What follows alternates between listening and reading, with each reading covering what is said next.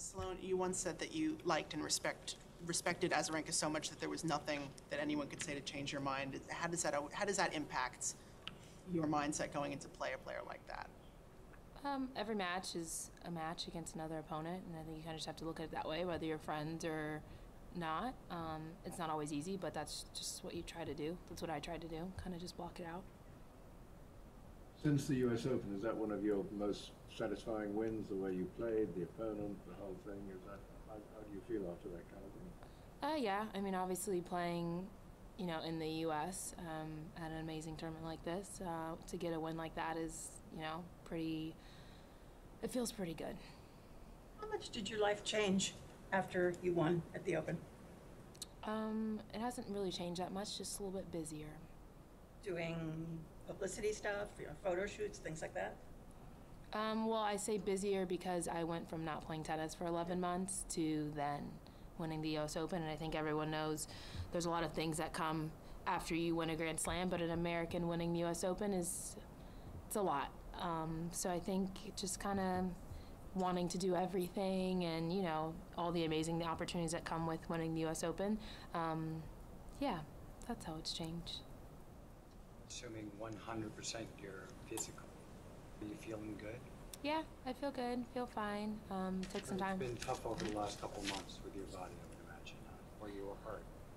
Yeah, so after Australia, I was able to take some time, and I'm feeling a lot better, playing better. I got some matches in Acapulco last week, and to get a win here, it's not easy having a bye and then playing someone who's already played a match. So feeling good, everything's all good. Do you think this match can be a turning point for you after having some tough losses after your U.S. Open win? Well, I won some matches last week as well, so not a challenger. But I think that last week was a good starting point, and then and then to obviously win here against a good opponent helps. So it's kind of just like, yeah, exactly. So what about the karma thing? You talked in Australia about believing in karma. You've turned things around, did some good deeds. Why the turnaround? It doesn't happen like that. It's just you do good things and you're nice to people. Good things will happen to you. You keep a positive attitude. You're happy. That rubs off on other people and the people around you. It's all like a effect. So you've helped out a lot of people recently. I wouldn't even say that. I just try to be the best version of me, and then whatever happens, happens. This morning, we saw Anisimova, 16 years old, score a really big upset. Can you remember back when you were 16 and kind of imagine the wonder of it all and the excitement and what you were going through, or does that seem like a long time ago to you? Yeah, it seems like a long time ago. But I don't know if I was 16. I think maybe I was 17 or 18. I played Vieira's Rave on that court at night, and it was incredible. It was so much fun. I didn't win, obviously. She was number 2 in the world at the time. But for me, that was the greatest thing ever. So I could only imagine, playing someone like Kvitova on center court, as an American. That had to be amazing for her. That's such an exciting moment for her mom. Super exciting.